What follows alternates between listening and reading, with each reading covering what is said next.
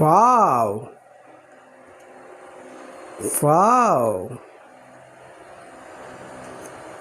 दोस्तों, देखा आपने यह बल्ब क्यों और कैसे जला?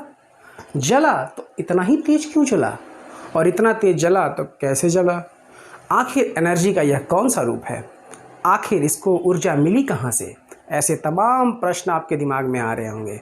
इन्हीं प्रश्नों का जवाब ढूंढने के लिए बने रहिए हमारे साथ इस वीडियो में। हाँ, और वीडियो में जाने से पहले यदि आप इस चैनल पर नए हैं तो कृपया चैनल को लाइक, शेयर और सब्सक्राइब जरूर करें। तो आइए चलते हैं आपके अपने चैनल द इंडिटी एजुकेशन के इस वीडियो पर। हाँ तरीटीज़, आपने देखा कि आखिर ऐसा क्यों हुआ। आखिर जब हमने दो बल्ब्स के वायर्स को स्पार्क कराने की कोशिश की तो यहाँ लाइटनिंग क्रिएट हुई, जिसकी वजह से हमारे घरों में रोशनी दिखाई देने लगी। आखिर ऐसा हुआ क्यों? आखिर ये प्रिंसिपल कौन सा था जिसकी वजह से हमने दो तारों को जैसे ही स्पार्क कराया घर में बिजली आ गई, यानी कि बल्ब हमारा ग्लो कर गया? आखिर क्यों? तो आपको आइडिया लग गया होगा। आज हमारा चैप्टर है, आज हमारा टॉपिक है इलेक्ट्रिसिटी, विद्युत, जिसके बारे में आज हम पढ़ेंगे कि आखिर यह काम कैसे करता है, आखिर इसका प्रिंसिपल क्या है, इसके ऑपरेशंस क्या हैं और ये हमारे घरों में इस्तेमाल कैसे की जाती हैं। ठीक है, आइए फिर कंटिन्यू करते हैं। तो एंटिटीज़, हम बात करते हैं विद्युत की, इलेक्ट्रिसिटी की। वास्तव में इलेक्ट्रिसिटी है क्या? आपने कई तरह के करंट्स का नाम सुना होगा, जैसे water current, liquid current, air current या विंड करंट, जैसे भी बात कर लें। तो वास्तव में करंट, आखिर ये टर्मिनोलॉजी आता कैसे है? करंट है क्या?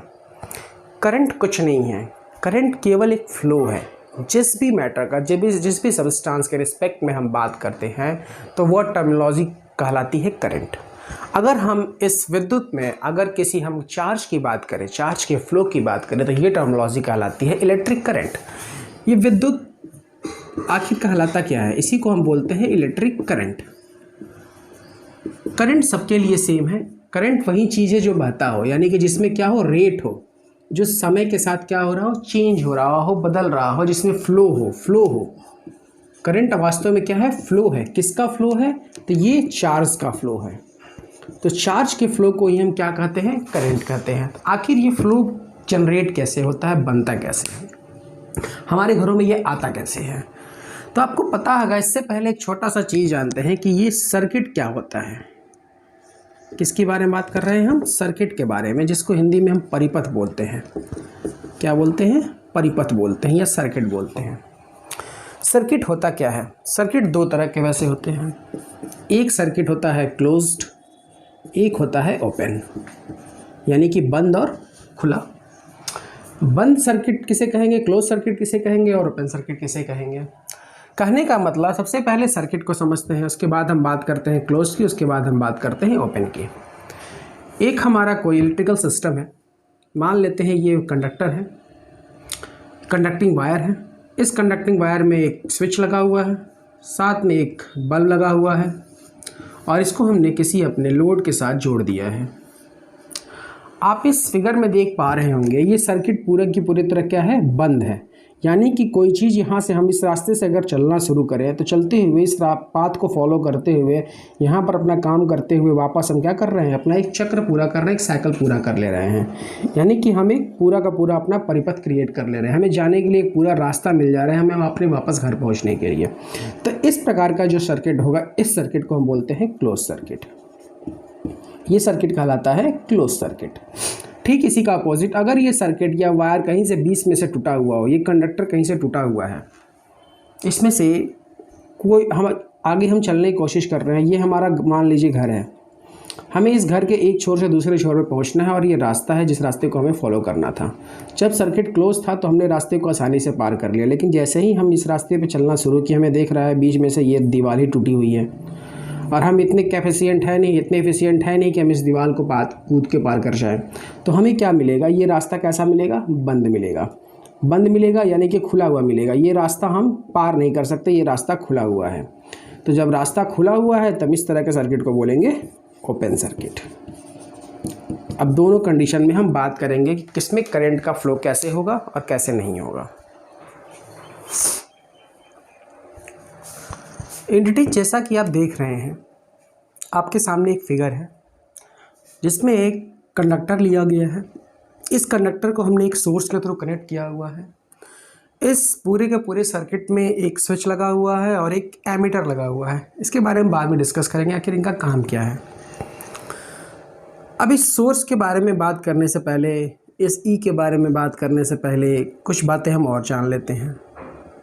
जैसे हमने एक कंडक्टर तो ले लिया, आखिर जब हम किसी भी चीज़ को रोशनी देने की या उसमें करंट फ्लो कराने की कोशिश करते हैं तो वो चीज़ ऑपरेट कैसे होती है, आखिर वो चीज़ें काम कैसे करती हैं। हमने टॉर्च लिया है, टॉर्च को जलाया, जैसे ही स्विच ऑन किया उसमें से करंट फ्लो हुआ और टॉर्च ग्लो करना शुरू कर दिया। ये करंट काम कैसे करता है, आखिर ये करंट इस कंडक्टर में फ्लो हो रहा है तो कैसे कैसे फंक्शंस काम हो रहे हैं। आखिर इस सोर्स में हमने दो चीज़ें बनाई हुई, एक प्लस और एक माइनस। आखिर इनका मतलब क्या है?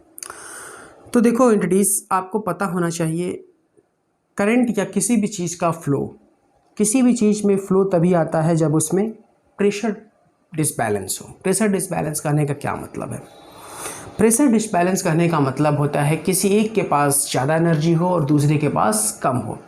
क्योंकि नेचर में जितनी भी चीज़ें हैं वो अपने आप को स्टेबल रखने की कोशिश करती हैं। स्टेबल रखने का मतलब होता है कि वो हमेशा रेस्ट पोजीशन में या अपने आप को बिल्कुल शांत कंडीशन में लाने की कोशिश करेंगे। आप भी क्या होते हैं, जब ज़्यादा खाना खा लेंगे तो भैया आपका मन करेगा कि हम भी सो जाएं। तब तक सोए रहे जब तक हमारी एनर्जी आराम से हमें एब्जॉर्ब ना हो।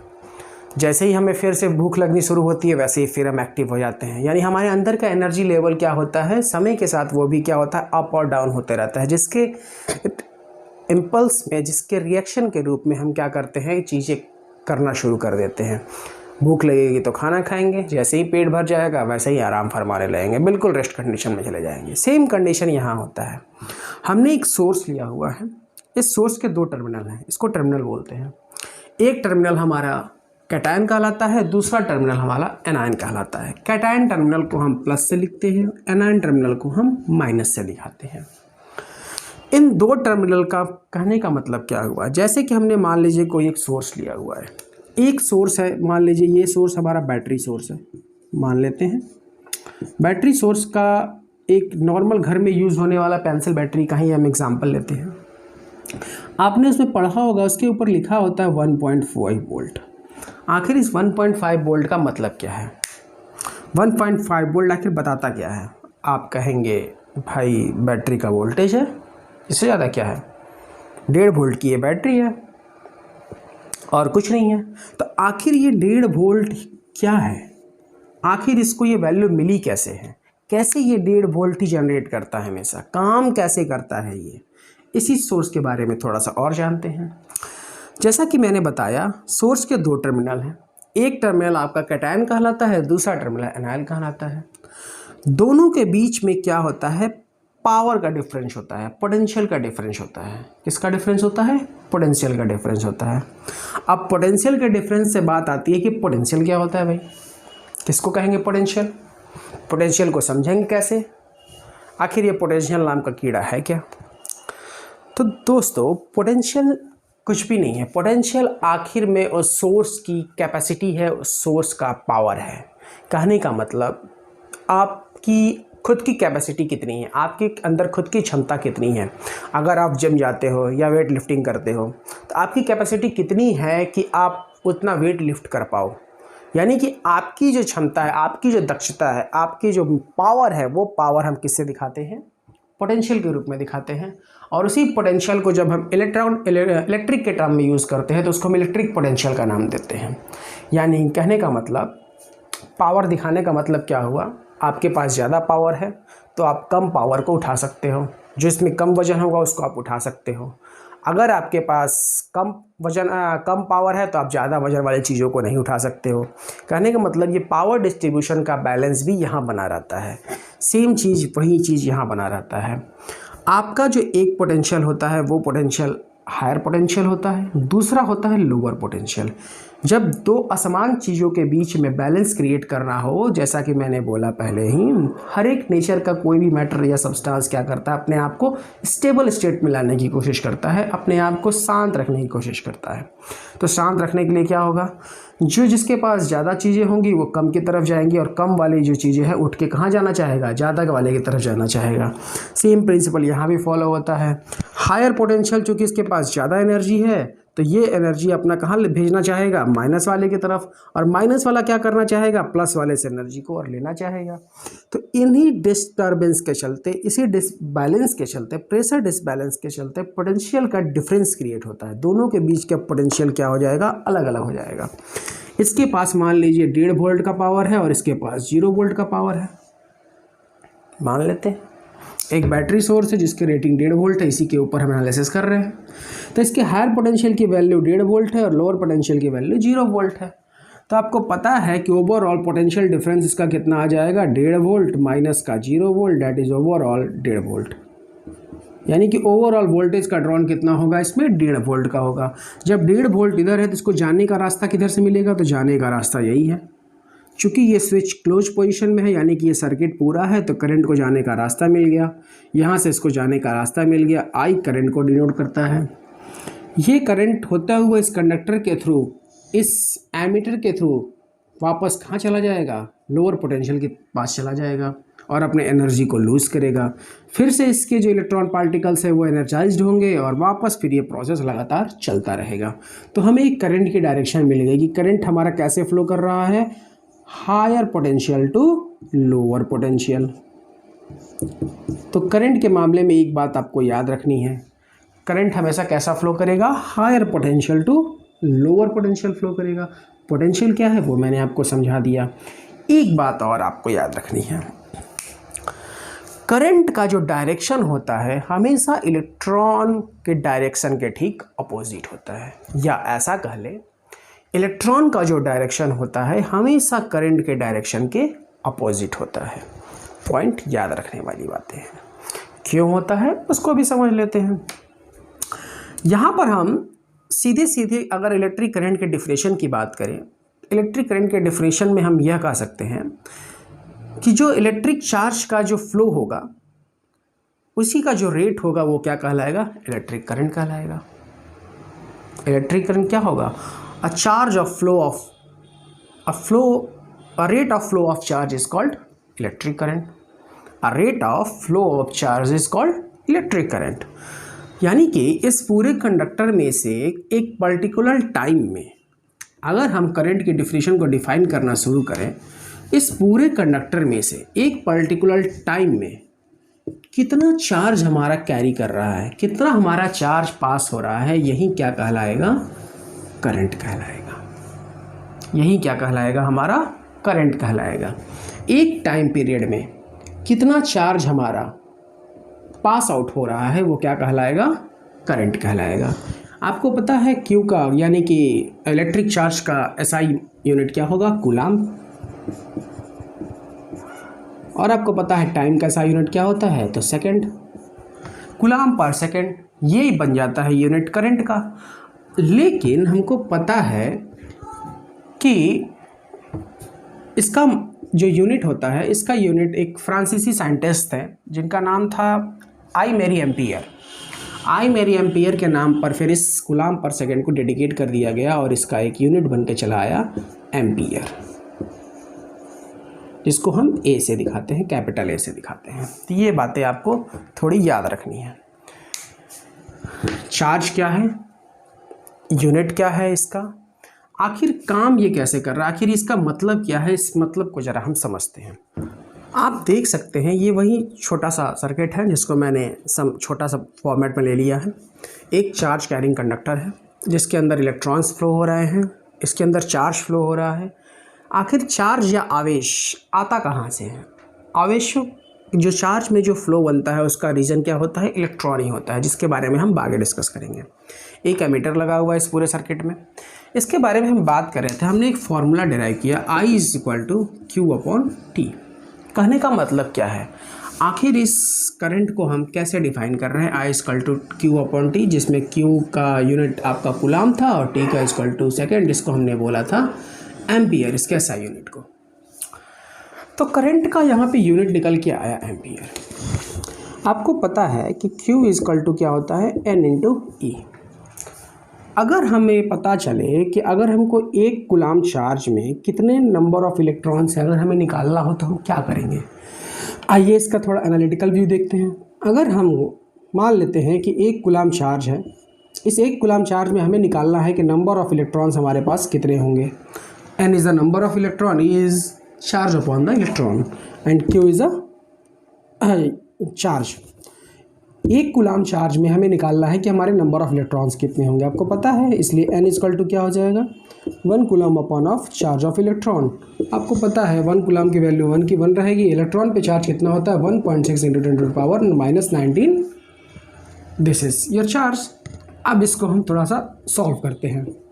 माइनस को ऊपर ले जाते हैं, पॉइंट को हटाते हैं, 10 से मल्टीप्लाई करते हैं तो ये हो जाएगा 10 upon 16 into multiplied by 10 to the power plus 19। This is the value.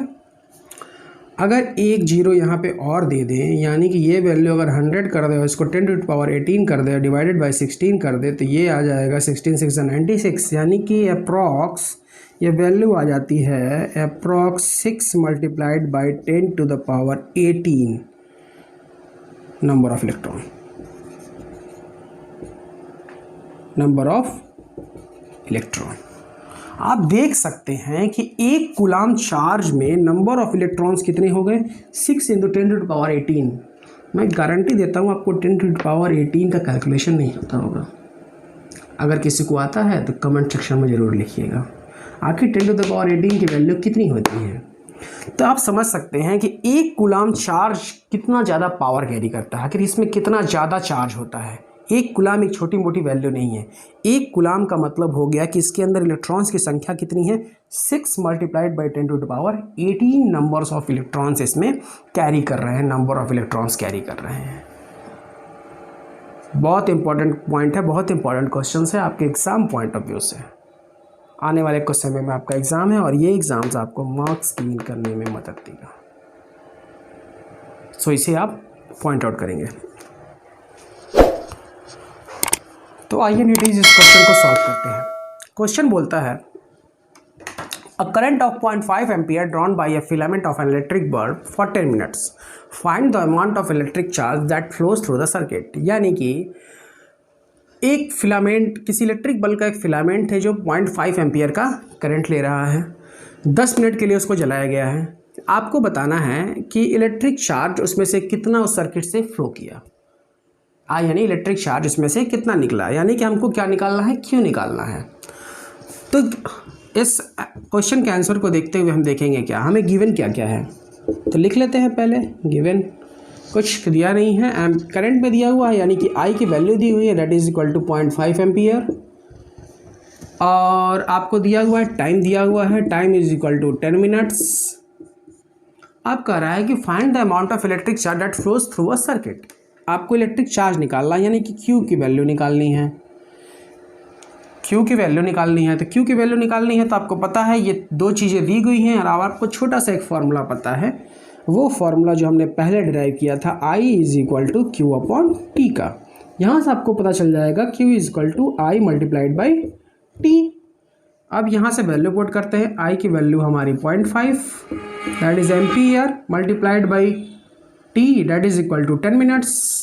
10 minutes को इसको सेकंड में चेंज कर लेते हैं, तो सेकंड में चेंज करने के लिए हम क्या करेंगे? इसमें 60 से मल्टीप्लाई कर देते हैं, that is equal to 600 seconds. It means it goes to 600 second. और ampere multiplied by second that is equal to coulomb, and coulomb 0.5 multiplied by 10 10 10 10 6 5 30, यानी कि 300 coulomb is the overall charge which will be passed through the circuit. Okay.